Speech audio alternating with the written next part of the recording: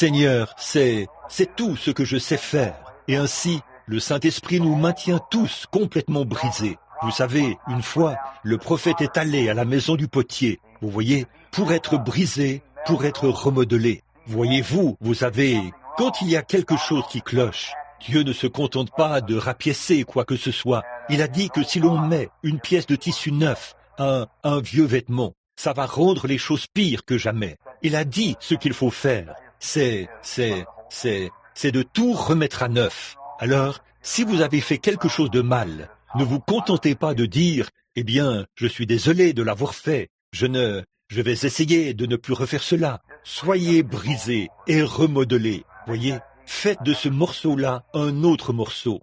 Bon, hier soir, bon, cette semaine, eh bien, ce soir, ce sera probablement encore un enseignement de l'Évangile. Et je fais vraiment tout mon possible, voyez. Et maintenant, pour ce qui est de venir ici, bien des fois, vous pensez tous que je viens simplement, peut-être, eh bien, ce matin, oui, peut-être y a-t-il 1 ou 2 nouveaux venus. Mais là, il est fort probable que la plupart d'entre eux soient le petit groupe habituel du tabernacle ici. Et parfois, quand je cogne dur par l'Évangile comme ça, ce n'est pas pour vous mettre en colère contre moi, ou pour... En fait, ce qu'il y a, oui, c'est pour vous mettre en pièces, certainement. C'est ce que ça fait. Cette parole de Dieu est plus tranchante qu'une épée à 2 tranchants. En fait, c'est que celui-ci vient avec une chose. Celui-là vient avec autre chose. Celui-ci avec ça. Ce sont tous de braves gens, mais ils ont des idées différentes. Et chacun veut présenter son idée à l'Église. Voyez, vous ne pouvez pas le faire. L'Église a une solide doctrine de l'Évangile qui doit être fondée sur la parole de Dieu. Si vous avez une opinion différente, eh bien, soit vous la faites connaître au pasteur afin qu'il voie ce qu'il en pense et tout, et que cela soit alors présenté. Et n'acceptez pas une théorie là. Il faut que ce soit fondé sur la parole. Et souvent, le pasteur accumule toutes ces choses. Puis, quand je viens, il est très humble. Frère Neville, vous savez qu'il l'est. Il est juste un peu trop humble. Il n'exprime pas les choses qu'il faudrait qu'il le fasse. Et alors, c'est vrai. Et je prie, je pense que il n'y a pas longtemps, lui et moi avons eu un petit entretien. J'ai dit, frère Neville, voici ce qui ne va pas. Tu es un frère plein d'amour et tu ne veux offenser personne. Tu te dis que tu es dans le tabernacle là. Eh bien, après tout, c'est le tabernacle de frère Bill. C'est le tabernacle de Dieu. C'est lui, le berger, qui assure la direction entière. Voyez, c'est vrai, c'est à lui de faire ces choses. J'ai dit, eh bien, il a dit, il ne veut offenser personne. Eh bien, regardez, si vous vous rangez du côté de quelqu'un qui s'est rangé de ce côté-ci et que l'autre s'est rangé de ce côté-là, vous devez être sur un terrain commun, réunir les deux et dire, voilà, c'est ça. Voyez, simplement, voilà, c'est ça. Voyez, c'est ce que vous devez faire. Et vraiment, les gens, j'ai remarqué ceci partout dans le monde. Si vous êtes vraiment franc et sincère, les gens vous apprécient davantage. Oui, dites simplement les choses telles qu'elles sont. Jésus, il aimait les gens. Il a même donné sa vie pour ces pharisiens qui le crucifiaient. Et il a prié pour qu'ils soient pardonnés. Mais il a quand même dit, race de vipères, serpent dans l'herbe, et ainsi de suite. Il ne s'adressait pas vraiment à la personne, à l'être humain. C'était un esprit. Je vois Pierre, lorsqu'il est venu derrière lui et a dit, « Oh Seigneur, tu ne peux pas faire cela. » Il s'est retourné et a dit, « Arrière de moi, Satan, tu mets toujours en scandale. » Il ne parlait pas à l'apôtre. Il était la source de la vérité. C'est un esprit qui était sur cet apôtre et qui le faisait parler ainsi. Vous voyez, ce n'est pas à Pierre qu'il s'adressait. Il l'aimait, voyez, il l'aimait. Elle savait qu'il serait le chef de l'Église à Jérusalem. Mais il n'allait pas s'adresser à Pierre. Il s'adressait à l'Esprit qui poussait Pierre à faire obstacle aux œuvres de Dieu. Vous saisissez? Et c'est la même chose ici. Ce n'est pas pour offenser votre Église, pour vous offenser, alors que vous, eh bien, vous êtes mes frères et sœurs bien-aimés. Voyons, oh, s'il y a une couronne, s'il y a une étoile dans ma couronne, si j'ai gagné quelqu'un à Christ, c'est vous. Eh bien, je n'ai certainement pas l'intention de briser mon étoile. Mais si quoi que ce soit s'accroche à mon étoile, et que ça ne devrait pas y être. Je vais briser ça si je le peux. Je vais le faire parce que je veux qu'elle brille. Et si je peux faire en sorte que toute l'Église soit en harmonie et d'un même accord, alors le tout brille. Vous voyez ce que je veux dire? C'est ce que nous devons faire. Hier soir, en répondant aux questions, j'ai fait de mon mieux. La personne qui pose une question au sujet de Vicarius Filii Dei, elle ne m'a pas indiqué hier soir s'il fallait que j'y réponde ce matin ou que je vous en donne la référence en chiffres romains. Mais si vous êtes ici ce matin et que tel est votre désir, très bien, vous serez heureux. Et hier soir, quand on a terminé la réunion, un homme est venu sur l'estrade. C'était un membre de la science chrétienne. Il avait assisté aux réunions. Et quel grand compliment il a fait lorsqu'il a dit qu'il n'avait jamais entendu ce genre d'enseignement, qu'il n'avait jamais entendu quelqu'un expliquer la Bible si bien. Et pour nous montrer quelque chose, lorsque j'ai franchi les portes de l'église, quelqu'un qui se tenait là a dit, ce gars-là, c'est vraiment un imposteur. Bon, bien sûr, c'est quelqu'un du tabernacle ici qui a rétrogradé et qui est parti avec ce groupe il n'y a pas longtemps. 3 ou 4 d'entre eux se sont retirés. Que cette église écoute bien ceci, pasteur et tous les autres, peu importe qui vous êtes, si ces gens qui ont quitté cette église, ils sont sortis du milieu de nous parce qu'ils n'étaient pas des nôtres, dit la Bible. Voyez, c'est vrai, nous sommes allés vers eux avec de l'amour fraternel et de l'amour divin, l'un après l'autre, pour essayer de les réconcilier avec l'église. Ils ont refusé d'écouter. Nous avons pris des groupes de gens et nous sommes allés les voir. Ils ont refusé d'écouter. Alors, nous l'avons dit à l'église. Et la Bible dit qu'ils soient comme des païens et des publicains. C'est vrai, ils ne peuvent pas revenir à l'église avant de s'être premièrement présentés devant l'église et s'être repentis devant l'église. Et ensuite, ils se repentent devant Dieu, puis ils sont ramenés. Et on voit la conduite qu'ils auront par la suite. Voyez, c'est vrai. Ils ne peuvent pas revenir à moins que la Bible, ça c'est ce que la Bible enseigne. Nous devons nous en tenir à cette Bible. Voyez, si un frère est en faute, allez le voir. Et s'il refuse de vous écouter, prenez quelqu'un avec lui, avec vous. S'il refuse d'écouter cela, dites-le à l'église, et qu'il soit après cela comme un païen et un publicain. Il a dit, tout ce que vous lirez sur la terre, je le lirai dans le ciel. Ce que vous délirez sur la terre, je le délirai dans le ciel. Voyez? Alors nous devons garder. Écoutez, parfois l'enseignement est dur, mais ça gardera votre église bien alignée. Cela la gardera dans ce que Dieu a dit. Parfois, s'il y a une chose que je déteste faire, c'est de corriger mes enfants, ou de leur administrer une correction. Mais je déteste vraiment faire cela. Et pourtant, la Bible dit de le faire. Observez aujourd'hui ces gens qui ne corrigent pas leurs enfants et ne les reprennent pas. Et voyez le résultat. Ils ont là un petit malin qui tapera du pied, lancera violemment une orange sur le mur et vous engueulera, vous les parents. C'est ça, vous voyez, la Bible a raison en toutes choses, n'est-ce pas? La Bible a raison en toutes choses. Donc, ça a été un temps d'enseignement. Quelqu'un qui refusait d'entrer hier soir, il est resté à l'extérieur. Il a dit que je ne répondrai pas à toutes les questions. Il a dit que je suis allé là, dans la pièce, j'ai trié les questions et j'ai pris celles auxquelles je voulais répondre. Je les ai apportées ici et j'ai répondu à celles-là. Écoutez, si vous avez posé une question et que je n'y ai pas répondu, apportez-la moi. On m'en a remis 2 ce matin que j'ai donné. Vous vous souvenez, hier soir, quelqu'un les a apportés tard et j'ai dû les donner à Fresneville et je dois y répondre ce matin. J'essaye de répondre de mon mieux à chacune d'elles, selon l'ainsi dit le Seigneur. Bon, il se peut que vous ne soyez pas du tout d'accord avec moi sur certaines choses, mais l'amour de Dieu envers vous et moi restera quand même le même, parce que nous sommes tous ses enfants.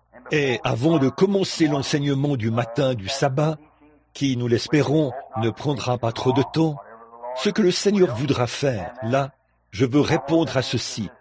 Bon, souvenez-vous, Église, chacun de vous connaît la position que soutient cette Église. Vous comprenez parfaitement. Eh bien, nous n'inscrivons pas de membres. Nous avons simplement de la communion fraternelle. Vous voyez, parce que si nous inscrivons des membres, alors nous faisons entrer les gens comme dans une organisation. Or, nous sommes strictement interdénominationnels. Nous ne sommes pas une organisation. Il n'y a qu'une seule chose qui nous conduit, c'est le Saint-Esprit. Et nous croyons que le Saint-Esprit nous conduit à travers nos conducteurs. Si Dieu a établi si le Saint-Esprit a établi un enseignant dans l'Église, alors si le Saint-Esprit veut que l'Église sache quelque chose, il parlera à travers l'enseignant. Car le Saint-Esprit, l'enseignant a été établi pour faire cela. Pas vrai? Il est établi. Ce don d'enseignement est dans l'Église. Et nous devrions tous l'écouter, jusqu'à ce que ce don se mette à avancer quelque chose qui n'est pas là dans la Bible. Alors là, nous avons le droit de mettre cela en doute. Voyez? Tant que ce n'est pas le cas, qu'on se met à dire, eh bien, le baptême d'eau, ça n'existe pas, ceci, cela, autre chose, ou le baptême du Saint-Esprit, ça n'existe pas. À ce moment-là, mettez cela en doute. Voyez? Mais là, et le Saint-Esprit conduit, donc, l'Église croit au baptême d'eau au nom du Seigneur Jésus-Christ, pour la rémission des péchés après la repentance.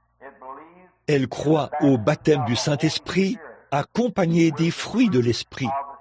Les fruits de l'Esprit, la longanimité, la bonté, la patience, la bienveillance, la douceur. Nous croyons aux 9 dons spirituels, tous les 9, la sagesse, la connaissance, les docteurs, les apôtres, les prophètes, le don des langues, l'interprétation des langues, la guérison divine. Nous croyons à ces choses. Nous croyons à l'autorité hiérarchique dans l'Église. Et dans la Bible, l'autorité hiérarchique est établie par le Saint-Esprit. Le pasteur est toujours le chef de l'Église. Le pasteur l'est toujours. Il est l'ancien de Dieu. Dans les organisations, vous devez passer par l'évêque. Bon, la Bible, il n'y a pas de rang plus élevé dans la Bible que l'ancien de l'Église. Dites-moi simplement où ça se trouve. Dans la Bible, il n'y a pas de rang plus élevé dans l'Église que l'ancien, c'est-à-dire le pasteur. Dans la Bible, il est celui qui a le rang le plus élevé. Et puis, si l'ancien, n'acceptez aucune accusation contre votre ancien, à moins que ce soit d'abord sur la déposition de 2 ou 3 témoins. Peu importe ce que qui que ce soit dit d'un ancien, ne le croyez surtout pas tant qu'il n'y aura pas 2 ou 3 témoins, et que ces témoins soient d'abord éprouvés. Et là, si cet ancien a fait quelque chose de mal, et que ces 3 témoins du Saint-Esprit ont été mis à l'épreuve, et qu'il a été démontré ce qu'ils étaient, qu'ils ont vraiment fait quelque chose à l'ancien, alors allez voir l'ancien, et réprimandez ouvertement ce péché, vous voyez, afin que d'autres voient et prennent garde. Maintenant, afin que l'Église, ainsi donc, nous avons confiance que Dieu vous gardera parfait et que vos cœurs resteront attachés à lui. Et souvenez-vous, mes amis, cette glorieuse Église dont nous avons parlé cette dernière semaine, pourquoi ne pouvons-nous pas avoir cela ici, à l'intersection de la 8e rue et de la rue Penn? Nous avons les conditions requises. Nous avons les gens qui aiment Dieu. Ne croyez-vous pas cela? Nous avons ici des gens, eh bien, je vois ici des nouveaux venus qui sont là, depuis que Frère Neville est pasteur ici. Ce sont des gens très bien. Je les rencontre ici à l'hôtel. Des gens qui sont de Louisville, de Henryville, de New Albany et des environs. Des gens que je ne connais même pas. Je ne les ai jamais vus de ma vie. Des gens merveilleux. Eh bien, n'aimeriez-vous pas tous avoir une vraie église de la Bible? Une vraie église de la Bible dans laquelle tous les dons spirituels sont à leur place et où tout se manifeste exactement comme ça devrait l'être. Ce serait merveilleux, n'est-ce pas? Eh bien, vous allez devoir faire des sacrifices, non pas d'argent. Vous allez devoir sacrifier quoi? Certaines de vos propres idées. Vous allez devoir sacrifier du temps pour la prière. Vous allez devoir sacrifier peut-être un entêtement pour vous abaisser dans l'humilité. Voyez, il faudra que le mouvement chrétien tout entier ait une vie de sacrifice. Celui qui veut me suivre, qu'il renonce à lui-même, qu'il se charge de sa croix et qu'il me suive chaque jour. Pas vrai? Combien de fois devez-vous faire des sacrifices? Tous les jours. Paul a dit qu'il mourait chaque jour. Chaque jour, il mourait. Maintenant, je crois qu'avec l'aide de Dieu, Frère Neville et moi venons d'avoir une longue séance de travail où nous avons passé en revue différentes choses et nous avons examiné différentes choses pour essayer de voir ce qu'il en était. Et je dirais ceci, Bon, Fréneville ne sait même pas que je dis, il n'en sait rien. Il est simplement assis là, c'est tout. Je lui ai posé des questions sur la doctrine de ce tabernacle, voyez, pour voir si c'était en ordre. Et il a raison, vous voyez. Il enseigne la doctrine. Maintenant, ce que j'ai découvert dans l'Église mène à une réponse à l'une des questions que j'ai ici, qui est la seule, à ma connaissance. Toutes ces autres questions qui sont ici, je pense, si je ne me trompe pas, oui, celles-ci sont les mêmes, quelques-unes des mêmes qu'on avait ici hier soir. Examine-les, Fréneville, et vois si c'est le cas, si tu le veux bien, puis tu me les remettras, si c'est le cas. Et c'est dans ce but que je viens ces temps-ci. C'est pour voir la condition de l'Assemblée. C'est un peu comme Paul, qui a dit à l'un des anciens, là-bas, « Gardez ces choses, nous mettrons l'Église en ordre quand je serai arrivé. » Tout d'abord, j'ai rencontré Fréneville pour voir ce qu'il croyait, pour voir s'il y avait quoi que ce soit de contraire à notre foi, à notre approche, ou à notre façon d'expliquer la Bible. Il n'y avait aucune erreur. Il est allé exactement dans le même sens. Alors, si l'ancien est moi, et il enseigne ces choses comme il faut, alors nous devons trouver où le problème se situe. Voyez, nous allons redresser la chose. Bon, il y a une chose que j'ai constatée dans l'Église, comme il n'y a peut-être que 3 ou 4 nouveaux venus parmi nous, seulement ceux du petit tabernacle. Il y a une chose, c'est un manque d'amour parmi vous, les uns pour les autres. Voyez? Bon, je ne sais pas. Vous me connaissez suffisamment pour savoir que quand je sais que quelque chose ne va pas, je vais venir vous voir. C'est vrai, parce que je suis lié à Dieu par le devoir. Et il se peut que ça vous blesse, mais je vous dirai la vérité. Voyez, je vous dirai la vérité afin que nous puissions, l'un comme l'autre, nous mettre en règle avec Dieu et aller, la Bible dit, accordez-vous promptement avec vos adversaires. Ne laissez pas la colère, le soleil se coucher sur votre colère. Voyez, maintenant, pour être un pasteur ou un ministre comme il faut, vous devez surveiller votre assemblée. Si vous voyez l'ennemi entrer, alors allez là et dites, écoutez, un instant là, voyez, eh bien, ce n'est pas la chose juste, voyez, et là, vous surveillez.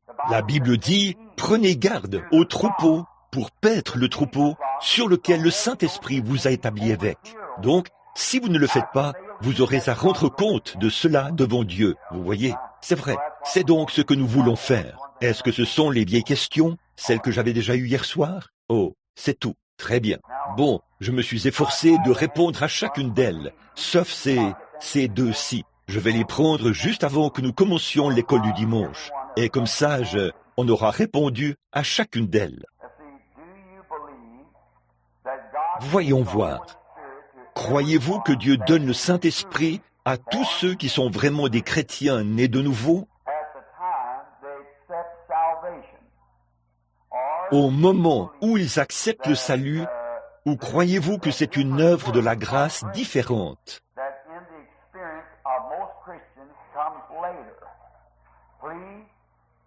Qui se produit plus tard dans l'expérience de la plupart des chrétiens? Veuillez éclaircir ce sujet, car beaucoup sont confus à cause des différents enseignements sur ce sujet. Bon, si je ne réponds pas à ceci comme il faut, alors posez-moi la question. Et mettez ça sur mon bureau pour ce soir, et ainsi je l'aurai sous la main. Eh bien, mon ami chrétien, une personne ne peut pas naître de nouveau tant qu'elle n'a pas reçu le Saint-Esprit. Voyez, vous ne le pouvez pas. Vous n'êtes même pas converti tant que vous n'avez pas reçu le Saint-Esprit. Je ne dis pas que vous êtes perdu avant d'avoir reçu le Saint-Esprit, car vous ne l'êtes pas. Il y a une œuvre de la grâce, une seule œuvre de la grâce, c'est le Saint-Esprit. Et ça se fait en 3 manifestations. Tout comme il y a un seul Dieu qui est en 3 manifestations. Père, Fils et Saint-Esprit. Un seul Dieu, juste un seul. Ainsi, il y a 3 œuvres de la grâce, mais 3 manifestations. Il y a la manifestation de la justification par la foi. Un homme qui croit Dieu dit, « Oui, monsieur, je crois cela. Je crois qu'un vrai Dieu existe. Et maintenant, comme mon sauveur personnel, j'accepte Jésus-Christ, son Fils, comme mon sauveur personnel. » Et là, c'est ce qu'on appelle la justification par la foi. Et c'est ce que les disciples ont d'abord reçu. Bon, ce qui se passe ensuite, c'est que cet homme va aller là-dehors. Et aujourd'hui, il va peut-être fumer, boire, jurer, faire des choses ancrées dans ses habitudes. Ces choses sont enracinées en lui. Ce sont des esprits. Les habitudes sont des esprits. La Bible dit que ce sont des esprits impurs qui sont dans les hommes. Bon, il était un peut-être qu'il convoite. Excusez-moi de dire ceci, nous sommes un auditoire mixte. Mais nous sommes dans la maison du jugement de Dieu, vous voyez. Et nous devons dire ces choses clairement. Par exemple, les hommes parfois, surtout les hommes, ils convoitent. Ils deviennent des obsédés sexuels. Et non seulement cela, mais ils sont remplis de convoitise. Quand on voit la façon dont les femmes s'habillent aujourd'hui et tout, ce n'est pas étonnant qu'ils le soient. Mais, et si, c'est pareil chez les femmes. Des esprits de convoitise s'emparent d'elles. Et ce sont de gentilles petites dames. Elles portent des vêtements courts et des petites choses dégoûtantes. Et elles sortent. Pourquoi? Elles ne veulent pas être de mauvaises personnes. Mais elles ne se rendent pas compte que ce vieil esprit, ce démon de la passion, agit en elles. Elles ne font pas cela dans le but de se présenter devant Dieu. Elles le font, non pas pour éviter d'avoir chaud, puisque la science pure vous prouve que lorsque vous enlevez vos vêtements, quand l'air chaud touche votre corps, vous avez plus chaud que si vous portiez des vêtements. Les jeunes indiennes en Arizona sont belles, bien plus que ce que vous voyez, ces personnes nues, et elles ne se contentent pas de porter des vêtements, mais il y ajoute une grande couverture lorsqu'elles traversent le désert pour éviter d'avoir chaud. La transpiration, lorsque la chaleur monte, ça sert de climatiseur. Voyez? Donc ce n'est rien d'autre qu'un esprit de convoitise, de passion. Peut-être que vous êtes une vraie dame et que vous avez assez de noblesse en vous pour ne rien faire de mal, pour être infidèle à votre mari ou fouler aux pieds vos propres mœurs. Mais, ma sœur, c'est scandaleux et vous ne vous rendez pas compte. Si vous pouviez regarder ici dans le miroir de Dieu et voir ce que Dieu a dit à ce sujet, c'est un mauvais esprit qui est sur vous et vous ne vous en rendez pas compte. Marie-Madeleine n'était pas consciente des esprits qu'elle avait en elle, vous voyez? Eh bien, alors, quand vous avez en vous ce genre d'esprit, ou vous les hommes qui allez là-dehors, et vous vous mettez à convoiter les femmes, vous dites, eh bien, c'est la nature humaine. Ce n'est pas ça, voyez? Non, c'est un esprit. La Bible dit que c'est un esprit. C'est vrai. Donc, ce qu'il faut faire à ce moment-là, c'est que le sang de Jésus-Christ vous purifie de la convoitise et des passions, ce qu'on appelle la sanctification. Le mot sanctification signifie être nettoyé et mis à part pour le service. Vous saisissez ce que je... Alors, cet esprit de convoitise vous quitte sous l'action de la sanctification. Qu'une gentille petite dame aille à l'église, elle chante dans la chorale, mais il lui faut porter un petit short pour tondre son gazon. Qu'elle soit sanctifiée une fois, et voyez si elle en enfilera un. Voyez que cet homme qui a presque eu un accident en regardant cette femme dans la cour, qu'il soit sanctifié une fois et qu'il descende la rue, il gardera sa pensée centrée sur ce qu'il fait. C'est tout à fait vrai. S'il regarde de côté, il tournera la tête de ce côté-ci. Le Saint-Esprit dit, tourne la tête. C'est ça, voyez? Voilà, voyez? C'est vrai. C'est ça, la sanctification. Eh bien, dans cette personne qui était appelée par Dieu, il y a des manifestations de dons. Bon, l'autre jour, un de mes très chers amis de Denver discutait de ceci avec moi. Il vivait ici autrefois et il prêchait dans cette ville. Un homme très bien, pour autant que je sache. Mais voyez-vous, il était nazaréen. Et il pensait que la sanctification était le baptême du Saint-Esprit. Ce qui n'est pas le cas. Il n'y a aucun passage de l'Écriture pour appuyer cela. Je vais prouver cela dans quelques instants par la Bible. Voyez que ce n'est pas le cas. On n'est pas scellé par la sanctification. On est scellé par le baptême du Saint-Esprit. Un scellement marque l'achèvement de l'œuvre. C'est pour ça que le scellement ne pouvait pas se faire sous Luther ou Wesley, ni l'un ni l'autre. Il fallait qu'on en arrive au baptême, pour que l'Église soit scellée et mise à part jusqu'au jour de la rédemption. Vous voyez? Bon, mais, oh non, ils ne sont pas perdus, ils sont sauvés, certainement. Or, la sanctification, c'est la même œuvre de la grâce, ou la même grâce qui vous a sauvé. Jésus a dit, « Nul ne peut venir à moi si mon Père ne l'attire. » Donc, c'est le Saint-Esprit d'un bout à l'autre. Mais ça, c'est une portion du Saint-Esprit. Ceci, c'est une plus grande portion du Saint-Esprit. Donc, quand vous recevez le baptême du Saint-Esprit, c'est l'achèvement du Saint-Esprit qui établit sa demeure en vous pour manifester des dons. Le parler en langue, l'interprétation des langues, les dons de puissance, de sagesse, de connaissance, d'intelligence. Cet homme-là a dit hier soir, il a dit, « Où avez-vous appris toutes ces choses ?» Eh bien, il a dit, « J'ai été formé dans de grands séminaires, et à ma connaissance, on n'a jamais reçu un tel enseignement dans un séminaire. » J'ai dit, « Ça ne vient pas d'un séminaire. » J'ai dit, « Je suis pauvre, et je n'ai fait que des études primaires. Il y a 10 ou 15 ans, je pouvais à peine écrire mon propre nom, et je ne peux pas faire beaucoup mieux aujourd'hui. Mais ça vient par inspiration, voyez. J'ai dit, alors, surveillez cela. Eh bien, a-t-il dit, vous ne regardez jamais, vous allez dans la Bible, vous saisissez simplement la chose et vous parcourez la Bible d'un bout à l'autre. Et il a dit, tout cela s'emboîte parfaitement. J'ai dit, 1 heure après avoir quitté la chair, je suis incapable de vous dire ce que j'ai dit. Voyez, ce n'est pas moi, je n'en sais rien. Voyez, c'est lui qui assemble tout cela. Moi, je n'en sais rien. Voyez, je suis incapable de vous le dire. Je me présente simplement ici et quelque chose me frappe. Et là, je connais les passages des Écritures juste comme ça. Si vous me demandez de vous redonner ces passages de l'Écriture 1 heure plus tard, je ne les saurais pas, vous voyez. Mais ça vient juste comme ça. Et surveillez cela une fois et voyez si c'est vrai ou faux. Quand je monte en chair, je ne sais pas ce que les gens font quand ils viennent dans la ligne de prière, ce qu'ils ont fait dans leur vie. Mais voyez cela agir et lui dire exactement ce qu'ils ont fait dans leur vie et ce qu'ils devraient faire pour être sauvés. Pas vrai? Ce qu'ils devraient faire pour être guéris et s'ils vont vivre ou mourir. Comment est-ce que je peux savoir ces choses?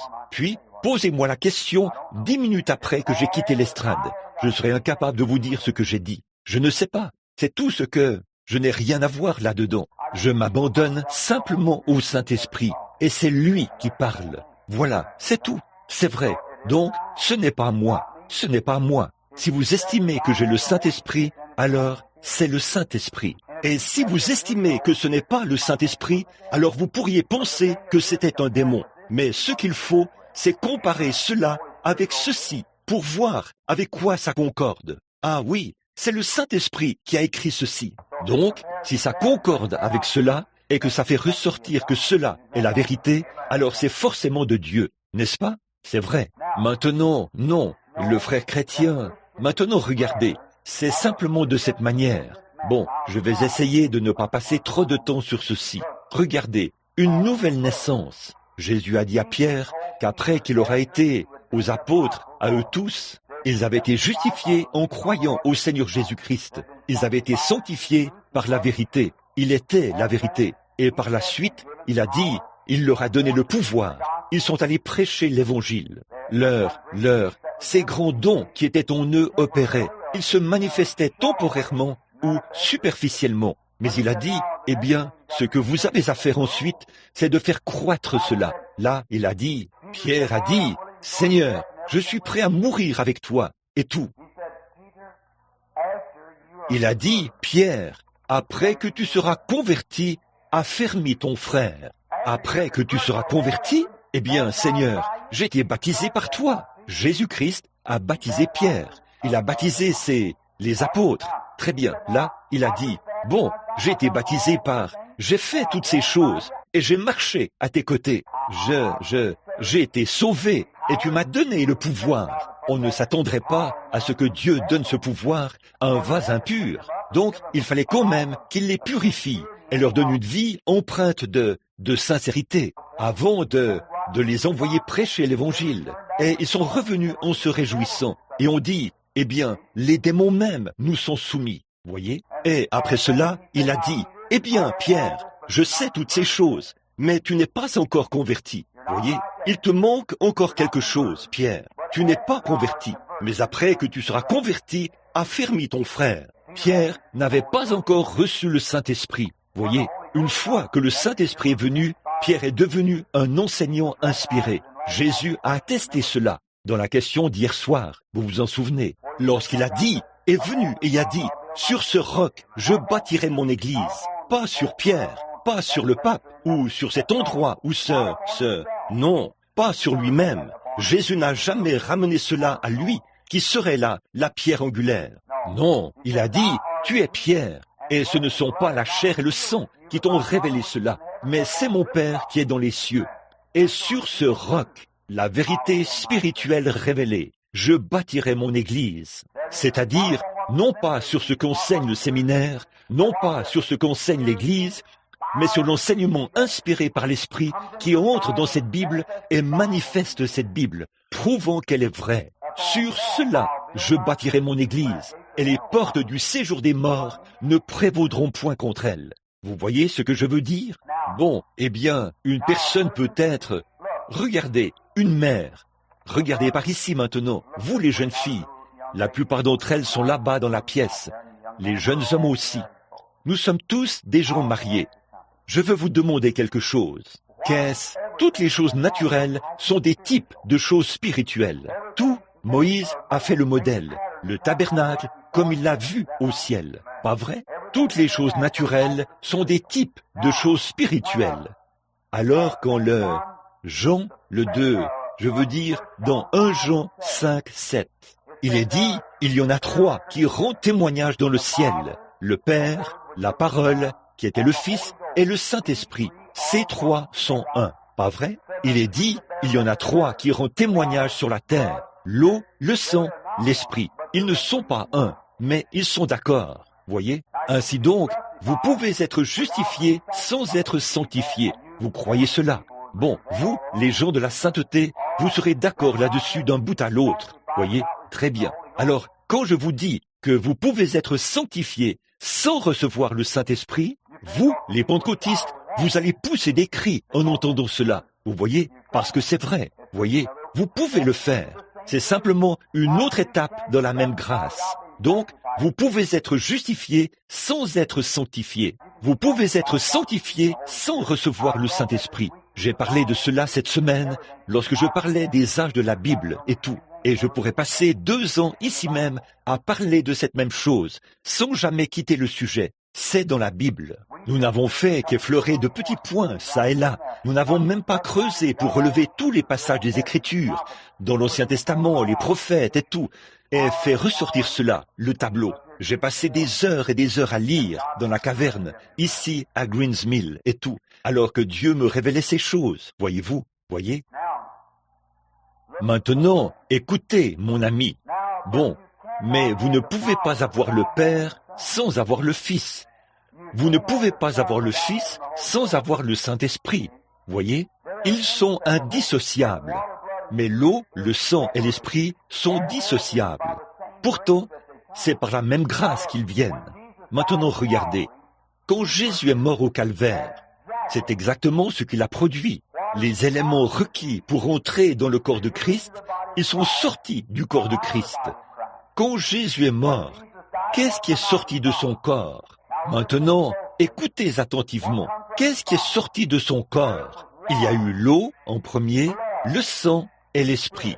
Bon, quand un bébé naît sur la terre, maman et papa, qu'est-ce qui vient en premier sur le plan naturel, lors d'une naissance naturelle? L'eau, pas vrai? Premièrement, le travail, la douleur, la parole tranche. Le pécheur est assis là. Est-ce qu'il veut dire que je dois arrêter de faire? Vais-je devoir avoir? Oh, c'est la douleur et le travail. Il faut la mort pour produire la vie. La mort, la vie ne peut venir que par la mort. Alors vous dites, eh bien, oui, c'est vrai, vous voilà parti. Très bien, je vais me repentir de mes péchés. Je veux me faire baptiser pour montrer à cette assemblée que je crois à la mort, à l'ensevelissement et à la résurrection du Seigneur Jésus-Christ. L'eau sort. Ah oui, oui. Qu'est-ce qui vient en deuxième lieu lors d'une naissance naturelle? Le sang, pas vrai? Le sang se répand. Alors le sang vous purifie et ôte de vous toutes les habitudes impures. Cela vous sanctifie, vous arrange bien comme il faut. Très bien. Cela vous purifie de tout péché. Là, vous êtes mis à part pour le service. Maintenant, quelle est la prochaine chose qui est sortie du corps de Christ? L'esprit. Quand l'eau vient, puis le sang vient, alors une petite stimulation du protoplasme postérieur est donnée au bébé. Comme ça, une petite fessée de l'évangile. Et oui, il se met à crier. il a l'esprit, pas vrai? C'est ce dont l'Église a parfois besoin, simplement d'une petite fessée de l'Évangile. Comme ça, asseyez-vous, écoutez. Et alors vous dites, oh, vous écriez-vous, Abba, Père. L'Esprit descend et est alors répandu sur lui. Il naît de nouveau de l'Esprit de Dieu. Il devient chrétien lorsqu'il est engendré. Un bébé est un bébé dès l'instant où il est formé. Le tout premier germe dans le sein de la mère. C'est un bébé. Je suis fermement opposé au contrôle des naissances. Voyez? Oui, monsieur. En effet, c'est tout aussi mal de d'ôter la vie à un petit bébé de moins de 2 mois que de dégainer un pistolet et d'abattre un homme de sang-froid. Oui, monsieur, je suis contre le contrôle des naissances. Ce que Dieu envoie, Dieu en prendra soin. C'est, remarquez, alors c'est mal de faire cela. Eh bien, c'est déjà un bébé, là. C'est une vie, puisque le premier germe de vie est en lui. Et c'est la seule vie qui entrera en... Cela laisse entrer d'autres esprits. C'est à ce moment-là que le bébé est engendré. Ses petits muscles frémissent, sautillent et se tordent comme ça. Puis, la chose suivante, c'est alors l'eau, le sang, et ensuite, il faut qu'il obtienne. Quand ces petits poumons commencent à fonctionner, tout comme le bébé naturel naît, il y a un corps spirituel près de la mère, qui est là pour donner au bébé une vie spirituelle. Ainsi, quand nous avançons en âge ici, et que nous sommes nés de nouveau de l'esprit ici, engendrés ici dans le sein de la terre, lorsque nous quitterons cette terre, je laisserai ce corps mortel pour saisir le prix éternel, criant en traversant les airs. Aussi longtemps qu'ici, sur cette terre, il y a un chrétien né de nouveau, un esprit à l'intérieur qui soupire et qui attend. Si cette tente où nous habitons sur la terre est détruite, nous en avons une autre qui nous attend déjà. Lorsque ce corps naturel a été conçu et mis au monde, lorsqu'il est né, il y avait un corps spirituel pour le recevoir. Et maintenant, alors que ce corps naturel dépérit, il y a un corps spirituel qui est prêt à le recevoir. Lorsqu'il disparaîtra, voyez, s'il a été engendré par nous sommes engendrés par le Père, par le moyen de la parole, du lavage de l'eau de la parole, et nous devenons de nouvelles créatures en Jésus-Christ. Donc, tout ça, c'est une seule œuvre de la grâce. Mais maintenant, regardez, dans l'âge de Luther, de Wesley, et tout au long de l'âge pentecôtiste. Maintenant, comme je l'ai dit, je ne suis pas pentecôtiste. Je crois à la doctrine pentecôtiste. Bien des choses. Il y a certaines choses sur lesquelles je ne suis pas d'accord, comme je vous l'ai dit hier soir. Certaines choses. Je suis avant tout en désaccord sur le signe initial, ce qu'ils appellent. Vous devez parler en langue pour prouver que vous avez le Saint-Esprit. On ne peut pas prouver cela par les Écritures. Alors c'est simplement que votre pasteur vienne me voir. Voyez, c'est vrai. J'ai même les plus grandes sommités, le Dr Pope et tous les autres. Nous nous sommes réunis, même avec le chef des Assemblées de Dieu, qui est l'un des plus fervents défenseurs du parler en langue comme étant le signe. Et le Dr Pope a tendu la main par-dessus la table, lui, Ern et les autres, et il a pris ma main et a dit « Frère Branham, c'est la vérité. Mais qu'allons-nous faire à ce sujet maintenant? Si nous laissons tomber ça, alors les gens nous quitteront, comme les pèlerins de la sainteté et tout. » J'ai dit « Non, ils ne le feront pas. Présentez-leur simplement les choses comme le dit la Bible.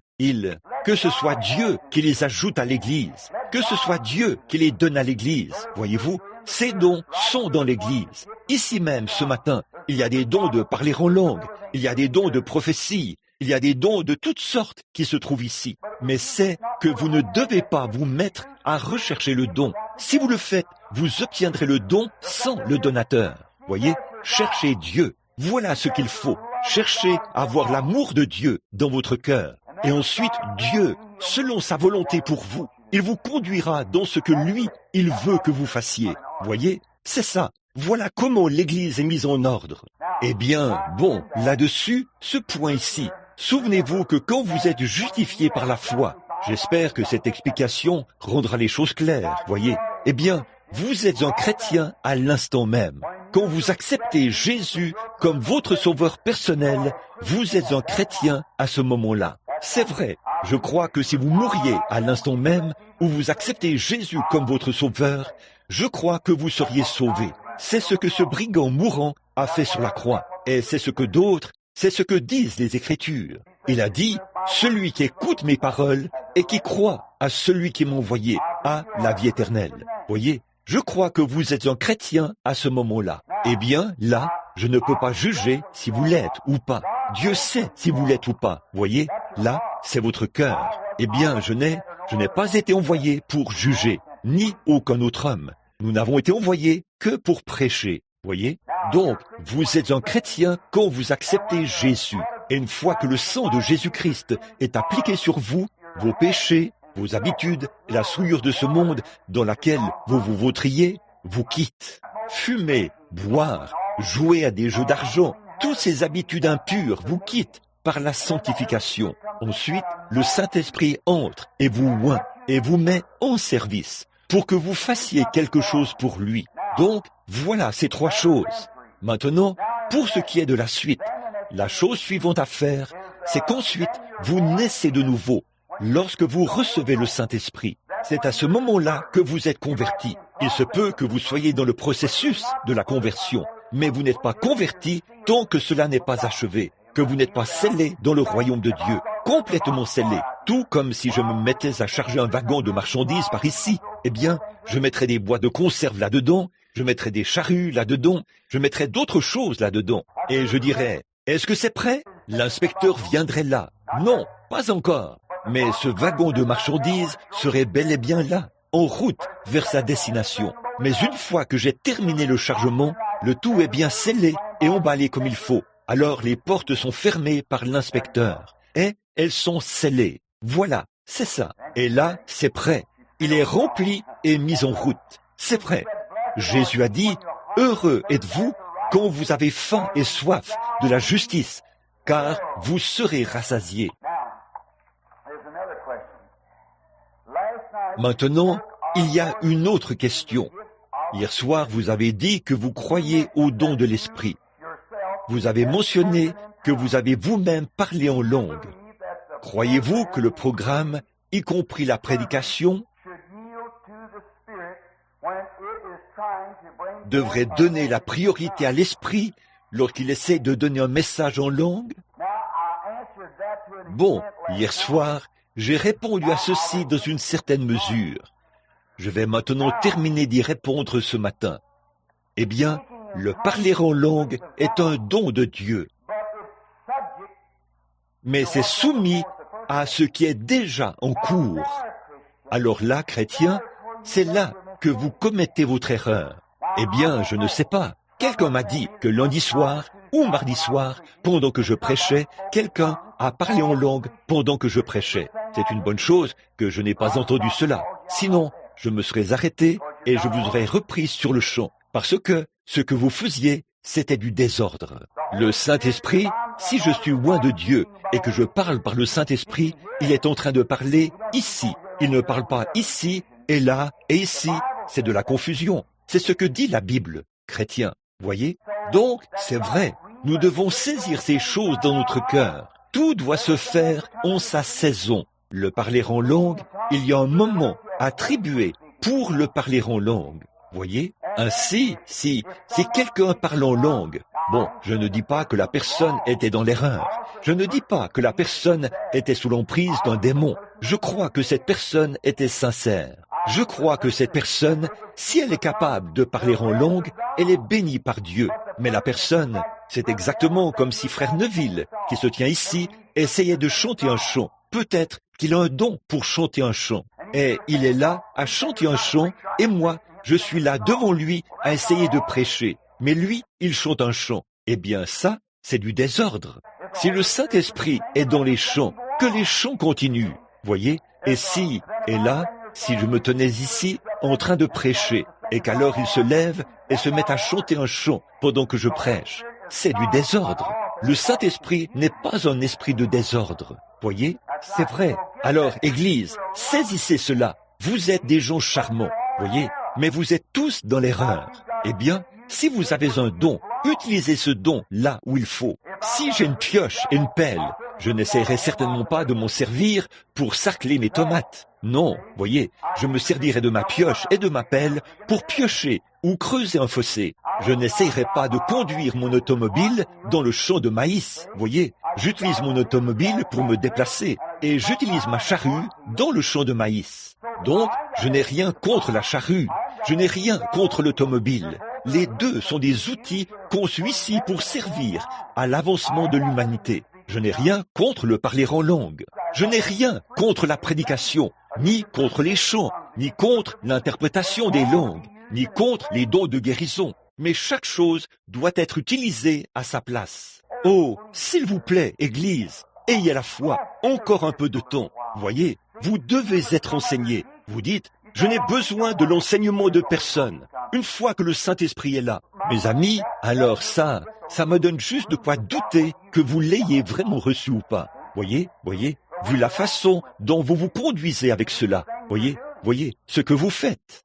Bon, eh bien, si la Bible dit que c'est le Saint-Esprit qui est l'enseignant, pourquoi le Saint-Esprit a-t-il donc placé des enseignants dans l'Église pour mettre l'ordre dans l'Église? Le même Saint-Esprit. Certainement, nous n'avons pas besoin de séminaires, tout un groupe d'hommes pour présenter ces choses. Le Saint-Esprit est un enseignant. Voyez, il est un enseignant et il donne à certains le don d'enseigner et vous devez vous soumettre à ce don. Si quelqu'un ici, disons que nous venons ici et quelqu'un a un don de guérison, de foi et de guérison, et moi, je suis malade, je vais aller vers lui et dire, frère, que dois-je faire? Il se tient là, c'est un prophète, et il se tient là avec un don. Il dirait, ainsi dit le Seigneur. William Branham, vous savez bien que vous avez fait une certaine chose avant-hier, dans un certain endroit, et c'est pour ça que vous êtes malade aujourd'hui, parce que vous avez fait Je suis soumis à ce don. Je ne vais pas me mettre à dire,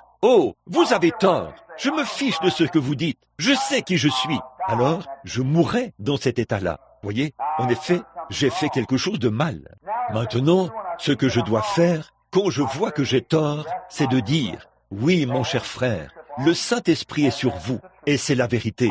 J'ai mal agi. Priez pour moi, et je vais demander à Dieu de me pardonner, pour que je sois en règle avec Dieu. Là, vous revenez à la ligne de conduite, vous voyez. Alors je dis, oui, je vais retourner mettre cela en ordre. Si j'ai trompé ce frère, si j'ai mal parlé à ce frère-là, ou à cette sœur-là, je vais aller voir la personne et mettre cela en ordre, là. Le Saint-Esprit me l'a déjà révélé. Alors, je vais là-bas et je mets cela en ordre. Je dis, frère, pardonne-moi, j'avais tort. Voyez, comme je me rétablis. Voyez, c'est vrai. Mais si je m'onfle d'orgueil et que je dis, oh non, j'en sais autant là-dessus. Non, vous devez écouter le Saint-Esprit. Voyez, c'est lui l'enseignant et le guide de l'Église. Voyez. Bon, le Saint-Esprit a dit, bon, la Bible dit que si, à ce sujet, que l'esprit du prophète, eh bien, un homme qui parle en langue prophétise. Ça, vous le savez, certainement. Ainsi, si un homme parle en langue et que le prophète prêche depuis l'estrade, alors cet esprit-là est soumis à cet esprit-ci. Si Frère Neville est ici en train de prêcher et qu'il est sous l'inspiration de Dieu et qu'il fait un appel à l'autel, ou quoi qu'il fasse, tant qu'il est derrière cette chair et que sa voix se fait entendre, il est sous l'inspiration de Dieu, ou il devrait l'être. Si donc c'est le cas, après qu'il a terminé et qu'il s'est assis, alors, si l'Esprit descend dans la réunion, vous dites, eh bien, Frère Branham, c'est descendu sur moi au début. Je sais que c'est vrai. Ce n'est pas l'Esprit qui est descendu sur vous, frère. L'Esprit, ou sœur, qui que vous soyez, l'Esprit est soumis à la parole de Dieu. En effet, Paul a dit, si un ange venait enseigner autre chose, qu'il soit anathème, tout Saint-Esprit reconnaîtra que cette parole de Dieu est vraie. Pas vrai? Mais bon, parfois, les gens ont des dons, et le don parlera pour, oh là là, c'est un don de Dieu, et il veut aller de l'avant et faire quelque chose. Il est rempli d'enthousiasme, mais il faut que cela soit soumis au Saint-Esprit. Voyez, c'est un don. Par conséquent, ne voyez-vous pas que, les langues, ce n'est pas la seule preuve. Le parler en langue est un don. Voyez, le Saint-Esprit doit mettre cela en action. Or, Paul a dit, si un homme parle en langue dans l'Église et qu'il n'y a pas d'interprète, qu'il se taise. Peu importe combien il veut parler, combien à l'intérieur de lui il se sent poussé à parler. C'est le don. Vous voyez ce que je veux dire? C'est le don. Même moi, je vois cela bien des fois, avec le don que le Saint-Esprit m'a donné, de prier pour les malades. J'ai connu des fois ici où je me suis dit, oh, voilà un pauvre petit, il faut que je prie pour lui. J'ai de la compassion pour lui. Et le Saint-Esprit a dit, laisse-le de côté, va plutôt là, vers celui-ci. Je vais à une réunion et je me tiens là, et une pauvre vieille mère est couchée là, infirme, couchée là, et elle tremble, comme ça. Je me dis, oh Dieu, la pauvre. Elle lève les yeux et dit, frère Branham, s'il vous plaît, ayez pitié de moi. Oh, combien mon cœur bat pour cette pauvre mère. Et voici qu'une dame est assise de ce côté-ci. Elle a peut-être un problème gynécologique. L'ange ne s'occupera pas du tout de cette femme qui est couchée là. Il va de ce côté-ci, vers cette dame qui a un problème gynécologique, et dit, ainsi dit le Seigneur, tu es guérie. Eh bien moi, avec mon don, je veux aller vers cette femme qui est là. Mais le Saint-Esprit dit d'aller de ce côté-ci. Vous voyez ce que je veux dire? Philippe était là-bas, dans un réveil. Il passait des moments merveilleux. Des milliers de personnes se convertissaient et tout. Mais le Saint-Esprit est venu et a dit, va à Gaza, dans le désert. Il y aura un homme de couleur qui passera par cet endroit-là. Après un moment, donne-lui le message. Et il n'est jamais retourné là-bas. Vous voyez ce que je veux dire? Jésus est passé par vous. Il était Dieu et il est passé par la piscine de Bethesda où se trouvaient tous ces estropiés, ces aveugles, ces infirmes, ces boiteux, ces paralytiques. Combien son pauvre cœur a dû brûler de compassion pour cette pauvre mère avec un bébé hydrocéphale. Ce pauvre vieux papa aveugle qui était là a crié « Aidez-moi, quelqu'un !» Et voilà que le Dieu même de la création s'est avancé là, dans la chair, se rapprochant de lui. Il est passé juste à côté de lui. Observez ce qu'il a fait. Il est allé vers un homme qui avait peut-être des problèmes de prostate ou quelque chose comme ça. Il avait depuis 38 ans et il pouvait se lever, marcher et aller où il voulait. Il a dit, lorsque je m'avance vers la piscine, quelqu'un d'autre peut me devancer et y entrer avant moi. Voyez, lorsque je m'avance vers la piscine, aucune. Jésus a dit, veux-tu être guéri? Il a dit, prends ton lit et rentre chez toi. Il a guéri cet homme qui pouvait marcher et qui était en assez bonne santé. Ça faisait 38 ans qu'il pouvait se déplacer avec ça. Eh bien, il était tendu là, espérant qu'un de ces jours, il pourrait sauter dans la piscine. Et il avait cette maladie qu'il traînait depuis 38 ans, tandis que des gens qui se mouraient étaient étendus là. Certainement, Jésus voulait aller vers ces gens, mais le Saint-Esprit l'a conduit là, car la Bible dit, il savait que cet homme étendu là était dans cette condition. Voyez, peu importe ce que dit le don, il faut qu'il soit soumis à l'Esprit. Et c'est ce que Paul a dit. Le don qui se trouve là, au sein, dans notre assemblée, se soumettra au prophète. Voyez, vous devez vous soumettre à l'ordre. C'est ça, c'est un don. J'espère que c'est un éclaircissement. C'est là que l'église pentecôtiste se retrouve dans un méli-mélo, bien des fois. Beaucoup d'entre eux sont en règle. C'est ce qui a causé des ennuis au Branham Tabernacle. Voyez, c'est parce que vous qui avez des dons, vous ne savez pas comment les utiliser. Et c'est pour cela que vous avez besoin de recevoir un enseignement biblique, afin que vous sachiez comment utiliser ce don pour en tirer le meilleur parti dans l'intérêt du royaume de Dieu. Le parler en langue, je souhaiterais que chacun de vous parle en langue. Je souhaiterais que chacun de vous puisse interpréter les langues. Mais vous ne pourriez pas faire tout ça en même temps. Vous devez vous soumettre à l'ordre de l'Esprit. Lorsque l'Esprit oint un frère ici, alors qu'il prêche, il est ici, en train de prêcher l'Évangile comme ça. Alors, soumettez votre don à cet Esprit, parce que c'est tout comme je l'ai dit hier soir. Là, Bon, bien des gens nient le parler en langue. Ils disent que c'est du diable.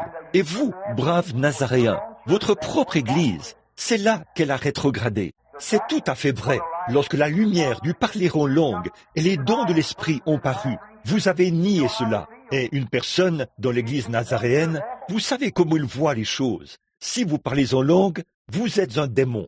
Je connais une femme aujourd'hui, cela m'a été révélé juste hier soir, une petite femme de New Albany, qui est vraiment mal en point. Comme l'onction m'avait saisi, elle est venue chez moi, et le Saint-Esprit lui a dit exactement ce qui n'allait pas. Il lui a tout dit au sujet de certaines choses horribles et scandaleuses qu'elle avait commises. Puis, il a prononcé sa guérison. Par la suite, cette femme est partie et elle a rejoint un groupe de prédicateurs méthodistes et nazaréens qui croient que quiconque parle en langue est un démon. Et cette femme croit ces choses. Et là, elle blasphème. Et elle ne s'en remettra jamais tant qu'elle ne viendra pas recevoir le Saint-Esprit. On ne peut pas maltraiter Dieu. Faites attention à ce que vous faites.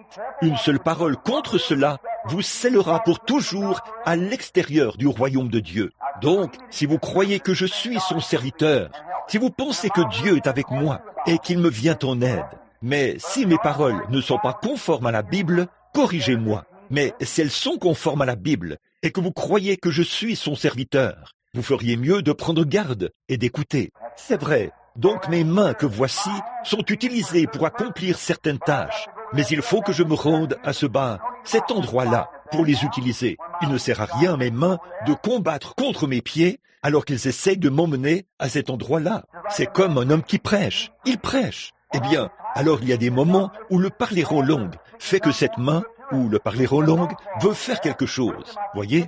Mais n'entravons rien. Il faut attendre que mes pieds m'emmènent là-bas. Alors, je pourrais tendre la main et prendre cela. Voyez? Ainsi, quand un homme est en train de parler ou de prêcher ici sur l'estrade, ou qu'un message est proclamé, si cet homme est de Dieu, il est loin de l'Esprit pour prêcher la parole. Et ça, c'est le Saint-Esprit. C'est le Saint-Esprit qui agit là. Et c'est simplement votre don qui est là, à essayer de vous mettre en branle. Mais le Saint-Esprit vient par la parole.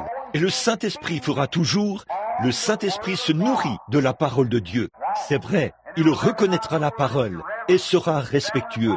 Et puis, le moment venu, que le Saint-Esprit n'est plus sur l'estrade, sur le prédicateur, et qu'il se déplace sur l'auditoire, alors vous agissez dans l'ordre. À ce moment-là, quelqu'un peut donner, il a un message par le parler en langue, puis il en donnera l'interprétation. Alors, surveillez cela. Cela ne citera pas l'Écriture. Cela ne dira pas quelque chose. Dieu n'use pas de redites. Voyez, cela va se lever et dire « Ainsi dit le Seigneur, monsieur ou frère un tel est là, malade. La cause de cela, c'est qu'avant-hier, ou à un moment donné, il a fait une certaine chose. Il s'est écarté de la volonté de Dieu en faisant cela. Ainsi dit le Seigneur. Alors, cela sera l'interprétation. C'est là que le Saint-Esprit ne parle que pour édifier l'Église. Si vous parlez en langue et que vous ne donnez pas l'interprétation comme il faut, ne le faites pas dans l'Église. Faites-le à la maison. C'est ce que la Bible dit. Alors, et si c'est vrai, alors l'Esprit de Dieu est sur vous. Il se peut qu'il parle et dise « Quittez tous ce secteur de la ville. Demain, il y aura un cyclone qui balayera tout ce secteur. » Maintenant, avant que cela soit, écoutez, souvenez-vous, le parler en langue n'est pas très précis. Paul a dit que ce soit d'abord jugé par 2 ou 3 témoins, que 2 ou 3 personnes qui ont le discernement divin jugent cela. Un homme qui a le Saint-Esprit, qui est d'aplomb, qui a une saine doctrine, dit « Je crois que c'était de Dieu ».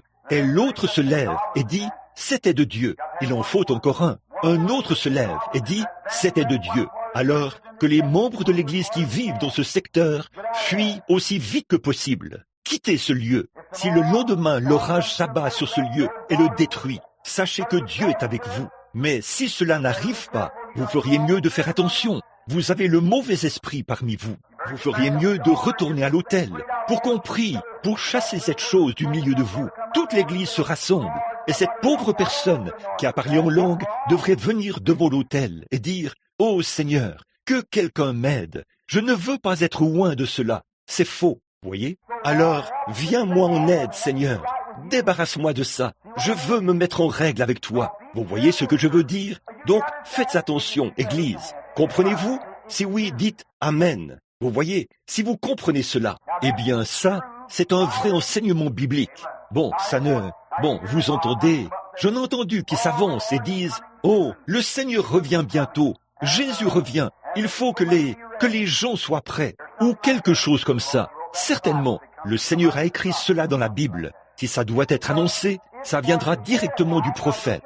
Ce sera annoncé par lui comme ça. Mais c'est pour l'édification de l'Église. Vous voyez, l'édification de l'Église. C'est un message direct. Tout le monde a entendu ce message-là. Mais si, disons, cet homme-ci, si hier, il a été infidèle à son vœu de mariage, et que le Saint-Esprit vient le condamner ce matin, ça, c'est quelque chose que l'Église ignore. Voyez, cela condamne cet homme. Il se tient là et dit, c'est la vérité, que Dieu me pardonne. Alors, Dieu est avec vous. Vous voyez ce que je veux dire? Alors, vous ne serez pas tous dans la confusion. Vous avez ces dons. Maintenant, Voici ma dernière citation sur ce sujet. Écoutez, mes amis, écoutez. Regardez tous par ici. Vous avez ces dons. Vous ne méritiez pas ces dons. Dieu vous les a donnés avant la fondation du monde. Ils sont à vous. Quand vous êtes né dans ce monde, vous êtes né avec ces dons. Ranime ce don qui est en toi. Voyez? Les affranchis.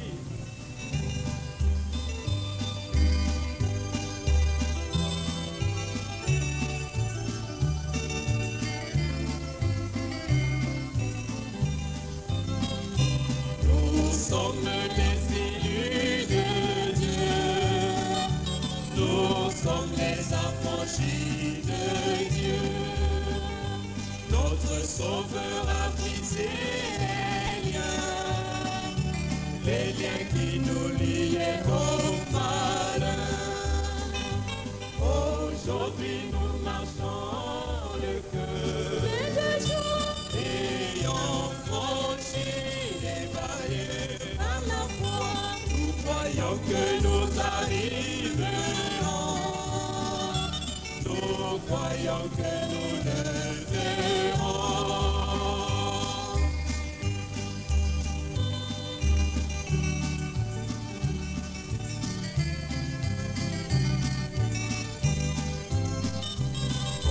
De Moïse et de Josué, les enfants d'Israël étaient affranchis. Ils ont traversé la mer ou le désert, et le Jourdain par la mer puissante de Dieu. Au temps de Moïse et de Josué, les enfants d'Israël étaient affranchis. Les murs de Jéricho s'écroulèrent et ses enfants arrivèrent jusqu'à Canaan par la main puissante de Dieu. Aujourd'hui nous marchons le cœur, ayant franchi les barrières par la foi. Nous croyons que nous arriverons, nous croyons que nous le verrons.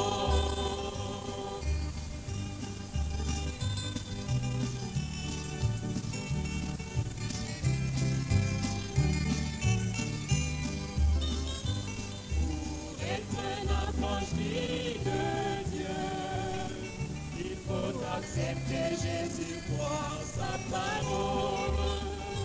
Il faut renaître, naître de nouveau, être baptisé du Saint-Esprit.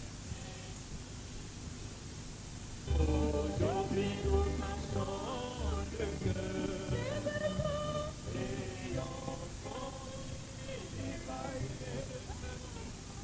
Nous croyons que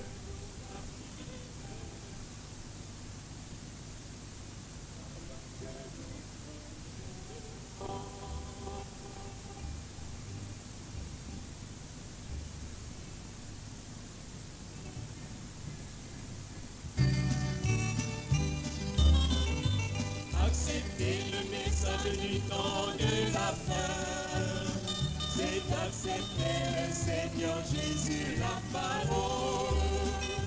Le message, oui, c'est le sang de l'agneau qui nous purifie de tout péché.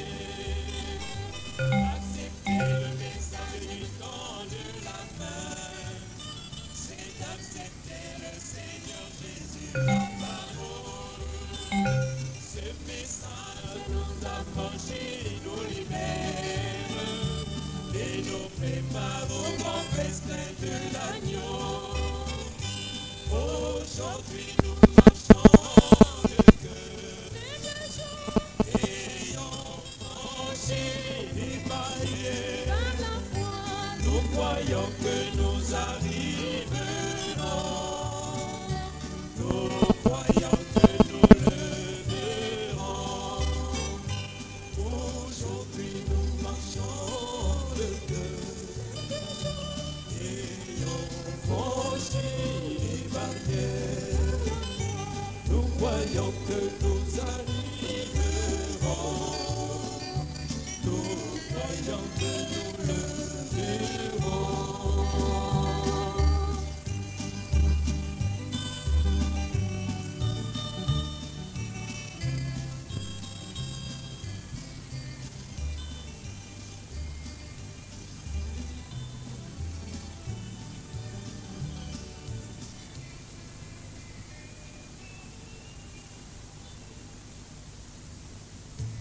167.